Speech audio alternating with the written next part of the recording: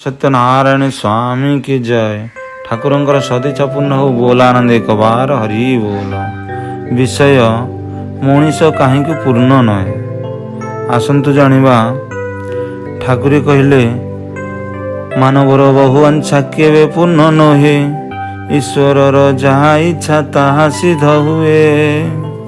मनीष जेते इच्छा करू जेते साधना करू जेते जहा किछि पद पदवी जेते बड़ ज्ञानी होना कहीं जेते विद्या शिक्षा करू किंतु जेकोसी मार्ग जेकोसी दिगरे जहाँ किसी अभाव रही जाउछि।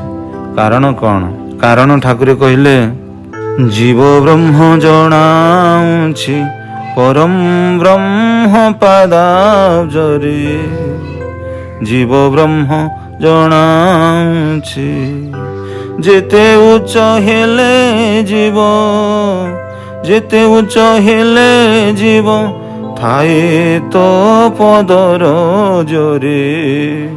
जीव ब्रह्म जणाउछि परम ब्रह्म पादाब्जरे।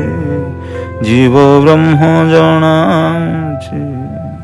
सृष्टिर नियम भगवानकर ये हूँ प्रणिधान। जेते बड़ हो जेते ज्ञानी गुणी हो केवल भगवान समकक्ष हो पार ना। सी सब भगवान पाद पद्म पाद तले कहीं ना ठाकुर कहले तू अटु विभु चैतन्य मुटे अणु चैतन्य। एणु मु आबद्ध अछि सर्वदा अपरा घरे।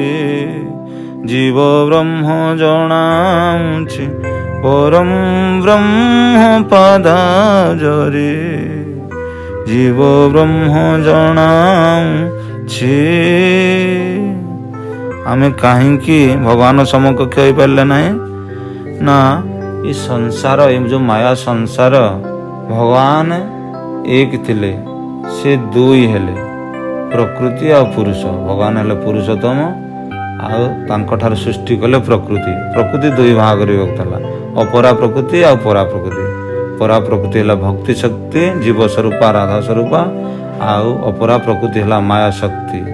जो माया रे कबलित होई आमे आमे हेले प्रकृति परा प्रकृति भगवानकर दासी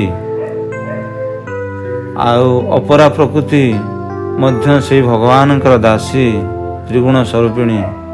ये जो माया जगत ये देह अपरा प्रकृति 24 तत्व 24 तत्व। आमे प्रकृति होई आमे दासी होई आमे निजको अपरा प्रकृति कबल रे पड़ी आमे निजको पुरुष आमे भावुछंती। आमे नुह आमे पुरुष नुह। भगवान केवल पुरुषोत्तम आमे केवल तांकर दासी। आमे जीव स्वरूपा आमे राधा स्वरूपा हेले मध्य राधांकर आमे दासी।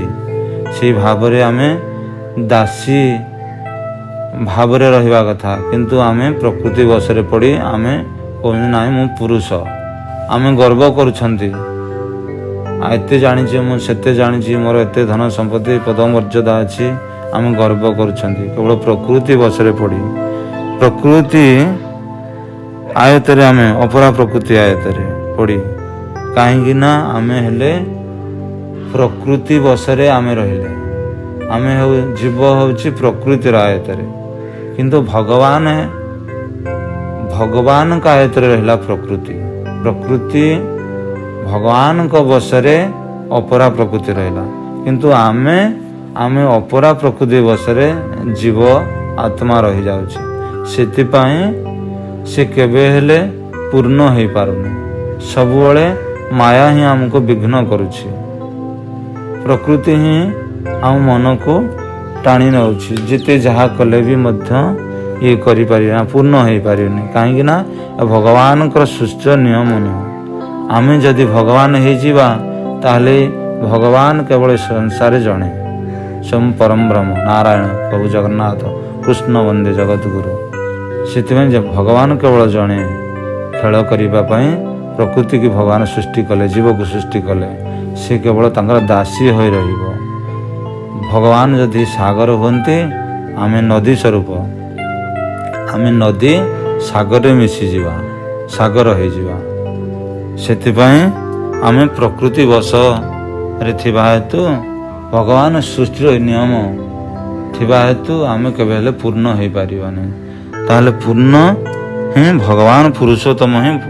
ସେଥିପାଇଁ ଯିଏ ଯେତେ ବଡ଼ ଧନୀ ହେଉନା କାହିଁକି, ଯେତେ ଧନ ଥିଲେ ମଧ୍ୟ ଯଦି ତାର ପାରିବାରିକ କିଛି ଅଶାନ୍ତି ଥିବ, ସ୍ୱାମୀ ସ୍ତ୍ରୀ ଭିତରେ ମଧ୍ୟ ମନମାଳିନ୍ୟ ଥିବ, ମିଶୁନଥିବ, ଯଦି ସ୍ୱାମୀ ସ୍ତ୍ରୀ ଭିତରେ ମଧ୍ୟ ଠିକ୍ ସମ୍ପର୍କ ଥିବ, ପିଲା ଛୁଆ ସନ୍ତାନ ସନ୍ତତି ନଥିବେ, ଯଦି ସନ୍ତାନ ସନ୍ତତି ଅଛନ୍ତି ମଧ୍ୟ କିଏ ତ ବିଦ୍ୟା ଶିକ୍ଷା କରୁନାହାନ୍ତି, କିଏ ବୁଦ୍ଧି ଜ୍ଞାନ ନାହିଁ, କିଏ ପୁଣି ବିଦ୍ୟା ଶିକ୍ଷା ଉଚ୍ଚ ପାଣ୍ଡିତ୍ୟ ଲାଭ କରି ମଧ୍ୟ କୌଣସି ଚାକିରି ବାକିରି ନାହିଁ, କୌଣସି ବ୍ୟବସାୟ କରିପାରୁନାହିଁ, ବୁଦ୍ଧି ନାହିଁ।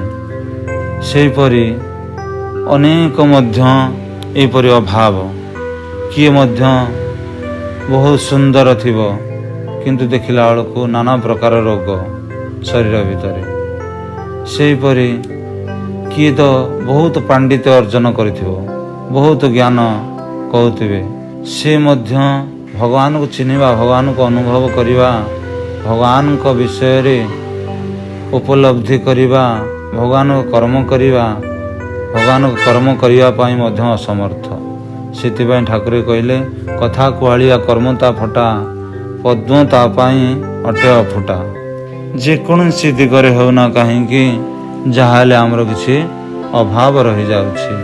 କେତେ କେତେ ବଡ଼ ବଡ଼ ଲୋକ ମଧ୍ୟ, କେତେ ଉଚ୍ଚ ସ୍ତରକୁ ଯାଇନି ମଧ୍ୟ, କେତେ ବଡ଼ ବଡ଼ ବୈଜ୍ଞାନିକ ମାନେ ମଧ୍ୟ ଭଗବାନଙ୍କୁ ଚିହ୍ନି ପାରୁନାହାନ୍ତି। ଯିଏ ସୃଷ୍ଟିର ମାଲିକ, ଏ ସାରା ବିଶ୍ୱ ବ୍ରହ୍ମାଣ୍ଡର ଯିଏ ନିୟନ୍ତା, ଇଏ ସୃଷ୍ଟିକର୍ତ୍ତା, ପାଳନକର୍ତ୍ତା, ସଂହାରକର୍ତ୍ତା, ଏ ସାରା ବିଶ୍ୱକୁ ଯିଏ ଚଲାଉଛି। ଠାକୁର କହିଲେ, ହୁକୁମରେ ତୋର ସଂସାର ଚାଲିଛି, ହାକିମର ଦେଖା ନାହିଁ। ସେଥିପାଇଁ ଭଗବାନଙ୍କ ଆଇନ କାନରେ ନିୟମରେ ଏ ସଂସାର ଚାଲିଛି। ଭଗବାନଙ୍କୁ ଆମେ ସିନା ଦେଖିପାରୁନାହାନ୍ତି, କେବଳ ଭକ୍ତ ଯିଏ ଭାବରେ ପ୍ରେମରେ ସେ ଭଗବାନଙ୍କୁ ଦର୍ଶନ କରିପାରିବ। ସେଥିପାଇଁ ଯେକୌଣସି ଦିଗରେ ହେଲେ ମଧ୍ୟ ଆମର ଅଭାବ ରହିଯାଉଛି। କାହିଁକି ନା ଆମେ ହେଲେ ଯନ୍ତ୍ର, ଭଗବାନ ହେଲେ ଯନ୍ତ୍ରୀ। ସେ ଯେମିତି ଯନ୍ତ୍ରକୁ ଚାଳିବେ ଆମେ ସେହିପରି ଯନ୍ତ୍ର ବାଜିବ। ସେଥିପାଇଁ ଠାକୁର କହିଲେ, ଜୀବ ହୋଇଅଛି ଯନ୍ତ୍ର ତୁମ୍ଭେ ସିନା ଯନ୍ତ୍ରୀ, ଅଭିରାମ ଯନ୍ତ୍ର ଯନ୍ତ୍ରୀ କମଳାଙ୍କ ପତି। ଆମେ ହେଲେ ଯନ୍ତ୍ର, ଭଗବାନ ହେଲେ ଯନ୍ତ୍ରୀ। ସେଥିପାଇଁ ସେ ଯେମିତି ଚାଳିବେ ଆମେ ସେମିତି ଚଳିବା। ସେ କେମିତି ଚାଳିବେ ନା, ଆମେ ଯଦି ସ୍ୱୟଂ ଭଗବାନ ହେଇଯିବା, ବିଷ୍ଣୁ ହେଇଯିବା, ଶିବ ହେଇଯିବା, ବ୍ରହ୍ମା ହେଇଯିବା, ତାହେଲେ ଆମେ କାହାକୁ ମାନିବାନି, ଭଗବାନ ଉପରେ ମଧ୍ୟ ଆମେ ବସି ପଡ଼ିବା। ସେଥିପାଇଁ ଏତିକି କେବଳ ଭଗବାନ ସୃଷ୍ଟିରେ ଏତିକି ଅଭାବ ରଖିଦେଇଛନ୍ତି। ଯେତେ ଉଚ୍ଚ ହେଲେ ମଧ୍ୟ ଭଗବାନ ପାଦ ପଦ୍ମରେ ସବୁବେଳେ ଜୀବ ରହିବ। ସେଥିପାଇଁ ଠାକୁର କହିଲେ କେ କହେ ତତ୍ତ୍ୱମସୀ, କେ କହେ ଅହଂ ବ୍ରହ୍ମସ୍ମି। ଏ ଶବ୍ଦ ଯଦି ବା ମୁହିଁ ସର୍ବଦା ତୁମ ମୁଠାରେ। ଅର୍ଥାତ୍ କିଏ କହୁଛି ତୁମେ ହିଁ ବ୍ରହ୍ମ, କିଏ କହୁଛି ନା ମୁଁ ବ୍ରହ୍ମ, ମୁଁ ଜୀବ ଆତ୍ମା, ମୁଁ ହିଁ ବ୍ରହ୍ମ। କାହିଁକି ନା ଆମେ ହେଲେ ଭଗବାନଙ୍କର ଅଂଶ, ଜୀବ ସ୍ୱରୂପା। ଭଗବାନ ଯଦି ସାଗର ହୁଅନ୍ତି, ଆମେ ତାଙ୍କର ନଦୀ। ଭଗବାନ ହେଲେ ଷୋଳ କଳା ବିଷ୍ଣୁ, ଆମେ କେବଳ ତାଙ୍କଠାରୁ ଗୋଟାଏ କଳା, ଜୀବ ଆତ୍ମା। ସେଥିପାଇଁ ଭଗବାନ ଷୋଳ କଳା, ତାଙ୍କ ସରି ଆମେ କେବେ ଗୋଟାଏ କଳା ହେଇପାରିବା ନାହିଁ।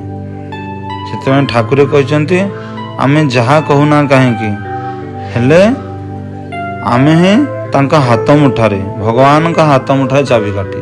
ସେ ଯେମିତି ଚାଳିବେ ଆମେ ସେମିତି ନାଚିବା। ଆମେ କାଠ କଣ୍ଢେଇ, ଭଗବାନ ସୂତ୍ରଧର ଯେଉଁ ପରି ନଚାଇ ପାରନ୍ତି, ମୋ ଇଚ୍ଛାରେ ନାଚିବାକୁ ନାହିଁ ମୋର ଶକ୍ତି। ଭଗବାନ ଯେମିତି ଆମକୁ ନଚେଇବେ ଆମେ ସେମିତି ନାଚିବା। ସେଥିପାଇଁ ଆମେ କେବେ ପୂର୍ଣ୍ଣ ହେଇପାରିବା ନାହିଁ। ପୂର୍ଣ୍ଣ ହେବା କେମିତି? ଭଗବାନ ହିଁ କେବଳ ପୂର୍ଣ୍ଣ ବ୍ରହ୍ମ। ସେଥିପାଇଁ ଠାକୁର କହିଲେ, ଭଜ ଅରୂପାନନ୍ଦ ଚରଣରେ ତୁ କି ଭୁଲି ଗଲୁ ଭୁଲା ମନ। ଭଜ ଅରୂପାନନ୍ଦ ଚରଣରେ ତୁ କି ଭୁଲି ଗଲୁ ଭୁଲା ମନ। ଖଣ୍ଡ ନୁହନ୍ତି ଯେହି ମନ ଅଖଣ୍ଡିତେ ପୂଜେ ପୂର୍ଣ୍ଣ ବ୍ରହ୍ମ। ଅଷ୍ଟ ଅଙ୍ଗ ଏକଇ ଗଠନରେ ତୁ କି ଭୁଲି ଗଲୁ ଭୁଲା ମନ। ଅଗ୍ନି ପୃଥିବୀ ଜଳ ପବନ ବିନ୍ଦୁ ମିଶି ସିନା ପଞ୍ଚାନନ। ମଧ୍ୟେ ଅକାର ସ୍ୱରୂପେ ମଗ୍ନରେ ତୁ କି ଭୁଲି ଗଲୁ ଭୁଲା ମନ। ପଞ୍ଚ ସଖାଙ୍କୁ ସୂତ୍ରେ ଧରିଣ ମଧ୍ୟେ କରନ୍ତି ବଂଶୀ ବାଦନ। ରାଧା ରାଧା କରେ ବଂଶୀ ସ୍ୱନରେ ତୁ କି ଭୁଲି ଗଲୁ ଭୁଲା ମନ। ଯେହୁ ପଞ୍ଚଭୂତ ଅଲଗେଣ ଅଭିରାମ ତାଙ୍କରି ଚରଣ।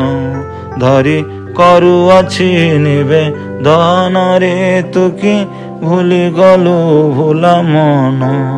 ଭଗବାନ ଖଣ୍ଡ ନୁହନ୍ତି, ସେ ହେଲେ ଅଖଣ୍ଡିତ ବ୍ରହ୍ମ, ସେ ଅକଳିତ ବ୍ରହ୍ମ, ଅନାଦି ଅବ୍ୟକ୍ତ ବ୍ରହ୍ମ, ଯାହାର ସୀମା ନାହିଁ, ଅସୀମ ଅନାଦି ପୁରୁଷୋତ୍ତମ। ସେଥିପାଇଁ ଆମେ କେବଳ ନଦୀ ସ୍ୱରୂପା ତାଙ୍କର ଅଂଶ ବିଶେଷ। ମୁଁ ଅଟେ ଅଣୁ ଚୈତନ୍ୟ, ତୁ ଅଟେ ବିଭୁ ଚୈତନ୍ୟ। କଣିକା କିଏ ହେବ ବନ୍ୟେ ସର୍ବଦା ଅପରା ଘରେ। ତୁ ଅଟୁ ମହାଦହନ, ମୁହିଁ କଣିକା ସମାନ। କଣିକା କିଏ ହେବ ବନ୍ୟେ ରସ କରୁଛି କାଠାରେ। ସେଥିପାଇଁ ଭଗବାନ ହେଲେ ବିରାଟ କାୟ, ଆମେ କେବଳ ତାଙ୍କର ଅଣୁ ସଦୃଶ। ସେଥିପାଇଁ ଆମେ ଯେତେ ସାଧନ, ଯେତେ ଜ୍ଞାନ ଧ୍ୟାନ, ଯେତେ ଯାହା କଲେ କର୍ମ କଲେ ମଧ୍ୟ ତାଙ୍କ ସମକକ୍ଷ ହୋଇପାରିବା ନାହିଁ। କେବଳ ତାଙ୍କ ସହିତ ଆମେ କେବଳ ମିଶି ଯାଇପାରିବା। କେମିତି ନା ଭାବ ଭକ୍ତି ପ୍ରେମ ବଳରେ। ଯେପରି ଗୋପୀମାନେ ମହାମୋହରାସରେ ଭଗବାନଙ୍କ ସହିତ ଭାବରେ ପ୍ରେମରେ ମଜି ଯାଇଥିଲେ।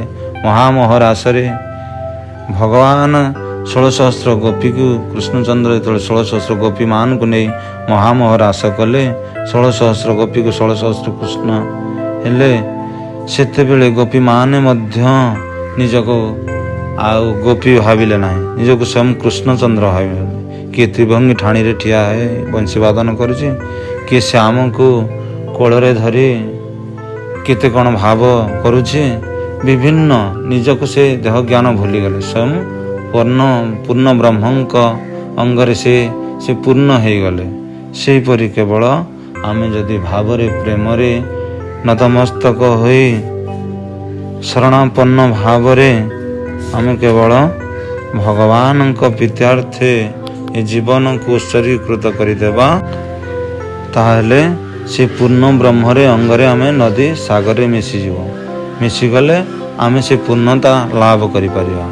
କେବଳ ମୁଁ ଭଗବାନଙ୍କର ଦାସ, ମୁଁ ଭଗବାନଙ୍କର ଦାସୀ, ମୁଁ ଭଗବାନଙ୍କର ଚାକର, ଭଗବାନଙ୍କର ମୁଁ ସେବା କରିବି, ଏଇ ଯଦି ବାଞ୍ଛା କରିବା, ତାହେଲେ ଭଗବାନ ଆମକୁ କଲ୍ୟାଣ କରିବେ, କୃପା କରିବେ। ସେତେବେଳେ ଯାଇ ଆମେ ପୂର୍ଣ୍ଣତା ଲାଭ କରିବା। ଠାକୁର ସେଥିପାଇଁ କହିଲେ, କହେ ଅଭିରାମ ବାଇ ମୋ ବଳେ କର୍ମ ନୁହେଁ, ତୋ କୃପାରେ ନିଗମକୁ ପାରେ ମୁଁ ଗମି। କେବଳ ଆମେ ଅଜ୍ଞାନରେ ଗର୍ବ କଲେ ହେବନି। ଯଦି ଆମେ ଭଗବାନଙ୍କ ପାଦପଦ୍ମ ତଳେ ସମର୍ପିତ ହୋଇ କେବଳ ଯଦି ଆମେ ଭଗବାନଙ୍କ ପାଇଁ, ଜଗତ ପାଇଁ, ସମାଜ ପାଇଁ କଲ୍ୟାଣ ମୂଳକ ଉଦ୍ଦେଶ୍ୟ ନେଇ ଆମେ ଯଦି କିଛି ବାଞ୍ଛା କରିବା, ତାହେଲେ ଭଗବାନ ନିଶ୍ଚିନ୍ତ କଲ୍ୟାଣ କରିବେ। ଭଗବାନଙ୍କ କୃପାରେ ହିଁ ତକୃପାରେ ନିଗମକୁ ପାରେ। କେବଳ ଭଗବାନଙ୍କ କୃପାରେ ହିଁ ଆମେ ସଫଳତା ପାଇପାରିବା, ପୂର୍ଣ୍ଣତା ପାଇପାରିବା। ଭଗବାନଙ୍କ ପାଦପଦ୍ମରେ, ଭଗବାନଙ୍କ ଅଙ୍ଗରେ, ଷୋଳକଳା ପରମ ବ୍ରହ୍ମଙ୍କ ଅଙ୍ଗରେ ଏ ଜୀବ ଆତ୍ମା ଗୋଟିଏ କଳା ଭଗବାନଙ୍କ ଅଙ୍ଗରେ ଲୀନ ହୋଇଯାଇପାରିବ। ଏହା ହିଁ ଆମର ପୂର୍ଣ୍ଣତା। ଜୟ ସତ୍ୟନାରାୟଣ ସ୍ୱାମୀ କି ଜୟ। ଠାକୁରଙ୍କର ସଦିଚ୍ଛା ପୂର୍ଣ୍ଣ ହେଉ। ବୋଲ ଆନନ୍ଦ ଏକ ବାର ହରି ବୋଲ।